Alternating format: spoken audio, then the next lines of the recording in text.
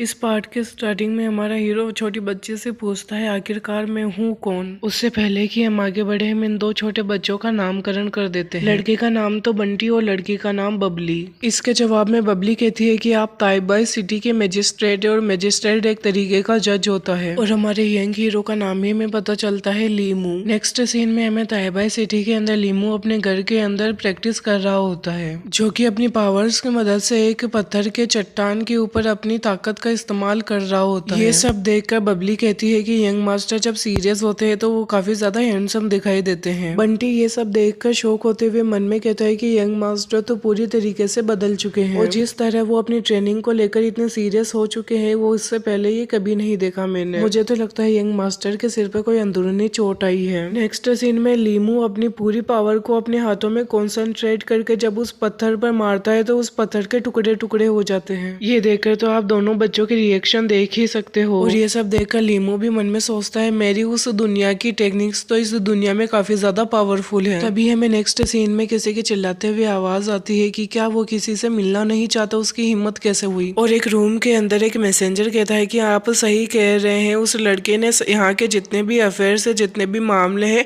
वो vice magistrate जाओ को हैंडल करने के लिए सौंप दिए हैं। वहाँ बैठे कुछ लोग कहते हैं कि ये कितना अजीब है, उसे कुछ ही समय हुआ है मजिस्ट्रेट बनते हुए, फिर भी वो अपनी ड्यूटी पूरी तरीके से नहीं निभा रहा है। और ये सब सुनकर वहाँ के चीफ क्लर्क फेंग कहते हैं कि ये सब दिखाता है कि लिंगमू तो केवल मजाक का ही विषय है केवल। और तभी फेंग लॉर्ड जाओ को मस्का लगाते हुए कहता है कि ताइबाई कंट्री की ऑफिशियल पावर तो केवल आपके हाथों में ही होनी चाहिए। पर तभी ये सब बातें छोड़कर वो सब पार्टी करने लगते हैं और चीयर करने लगते हैं। तभी उस पार्टी के बीच में हमें एक आदमी दिखाया जाता है जो कि मिस्टीरियस होता है और वो अपने मन में सोचता है कि चीजें अगर ऐसे ही चलती रही तो यहाँ की सारी पावर लॉर्ड जाओ के हाथों में चली जाएगी। अगर ऐसा ही होता रहा तो मेरा सारा प्लान थरा का थरा रह जाएगा और मैं कुछ नहीं कर पाऊंगा। और फ्यूचर में मेरे प्लान को स्मूथली रन कराने के लिए मुझे यहाँ के मजिस्ट्रेट की पोजीशन को छीनना होगा। और फिर मिस्टीरियस मैन बड़े इविल तरीके से कहता है कि मेरा प्लान चेंज नहीं होगा और इसके लिए मुझे उस लड़के को यहाँ खत्म करना होगा और मजिस्ट्रेट की पोजीशन को छीनना होगा। अब सीन लीमू पे शिफ्ट होता है जहाँ पर वो कहता है कि मैं इस दुनिया में रहना धीरे धीरे सीख जाऊंगा और अब मुझे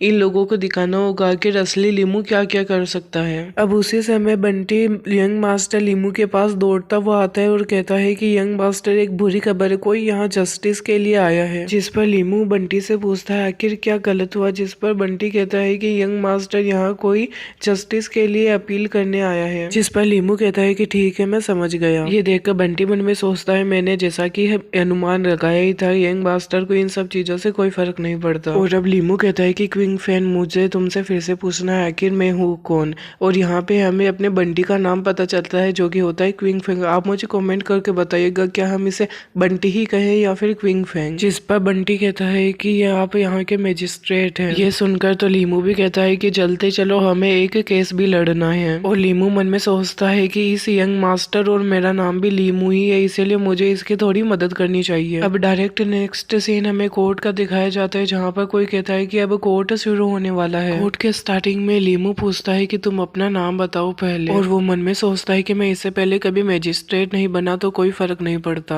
अब हमें एक लेडी और एक छोटी बच्ची दिखाई जाती है जहाँ पर लेडी कहती है कि इस सिविलियन यानी इस नागरिक का नाम ली है। और वो रोते हुए कहती है कि आपको मेरी मदद करनी होगी। और अब वो रोते रोते जैसे ही खांसती है हम देखते हैं वो एक पेपर पर ब्लड वोमिटिंग कर देती है। और ये देखकर वहाँ छोटी बच्ची कहती है कि मदर क्या आप ठीक है। पर हम देखते हैं कि ये देखकर लीमू मन में सोचता है कि क्या ये कुछ ज्यादा ही नहीं हो। पर अगर मैं पर्सनली कहूँ तो मुझे लगता है लीमू को ऐसा नहीं कहना चाहिए था। आप क्या क्या सोचता है मुझे कमेंट करके बताइएगा। पर तभी बंटी ब्लड पेपर को दिखाते हुए कहता है कि यंग मास्टर ये रही कंप्लेन अपने हाथों में लेने के बाद लीमू मन में सोचता है कि मुझे तो एंशिएंट स्क्रिप्चर पढ़ना ही नहीं होता, अगर ये मैंने किसी को बताया तो ये ऑकवर्ड हो जाएगा। और इस सिचुएशन से बचने के लिए वो बंटी से कहता है कि इसे तुम मेरे लिए पढ़ो। और अब हमें कंप्लेंट के बारे में पता चलता है जिसमें उस लेडी ने कहा होता है कि यस्टरडे हुआंग फैन और कुछ लोग हमारे जबरदस्ती मेडिकल शॉप में आ घुसे और हमसे पैसे की डिमांड करने लगे और पैसा ना देने पर उन्होंने हमारी पूरी दुकान को तहस नहस कर दिया था जो हमने अपनी पूरी मेहनत से बनाई थी और साथ ही उन्होंने मेरे पति को भी मारा। पूरी घटना सुनने के बाद लीमू कहता है कि ठीक है अब मुझे तुम लोगों से कुछ क्वेश्चन पूछने दो। जिस पर लीमू लेडी ली से पूछता है क्या आपके पास कोई विटनेस है। जिस पर लेडी ली अपना सिर ना में मिलाती है, इसका मतलब उनके पास अपनी कंप्लेन के अकॉर्डिंग कोई भी विटनेस नहीं होता है। ये सब सुनकर लीमू कहता है कि आपके पास कोई विटनेस नहीं है, आपके और आपके परिवार के अलावा ये कोई नहीं जानता कि आपके शॉप में असल में हुआ था क्या। ये सब सुनकर लेडी ली रोते हुए कहते हैं कि आपको मेरी बातों पर विश्वास करना होगा, हम झूठ नहीं बोल रहे हैं। लेडी ली और छोटी बच्ची का रोना देखकर तो दोनों बच्चे भी दुखी हो जाते हैं। ये सब देखकर वांग फेन मन में सोचता है कि मुझे लगता है इस मैजिस्ट्रेट को पता चल गया है कि मेरे पास काफी सारे पैसे हैं और ये उसे भी चाहिए होंगे थोड़े से। और तभी लिनमू उस वांग फेन से भी यही पूछता है कि क्या तुम्हारे पास कोई एविडेंस है कि तुमने ये नहीं किया है। और ये सुनकर वांग फेन कहता है कि मेरे पास सबूत है कि वो शॉप मेरी है और ये लोग उस पर जबरदस्ती कब्जा करके बैठे हुए हैं। और वांग फेन लिनमू को सबूत देता है जिसे लिनमू बड़े ही गौर से देखने लगता है। ये सब देखकर लेडी ली कहती है कि ये झूठ बोल रहा है और ये सबूत भी नकली है, वो दुकान मेरी है और इसी ने ही मेरे पति को मारा है। पर हम देखते हैं कि वह फे के द्वारा जो सबूत लाया गया था लीमू उसे फाड़ देता है। लीमू ने ऐसा क्यों किया ये हम देखेंगे नेक्स्ट एपिसोड में। तब तक के लिए stay safe, eat healthy and bye bye. और सॉरी मैंने इतने दिनों से वीडियो नहीं डाली थी, पर अब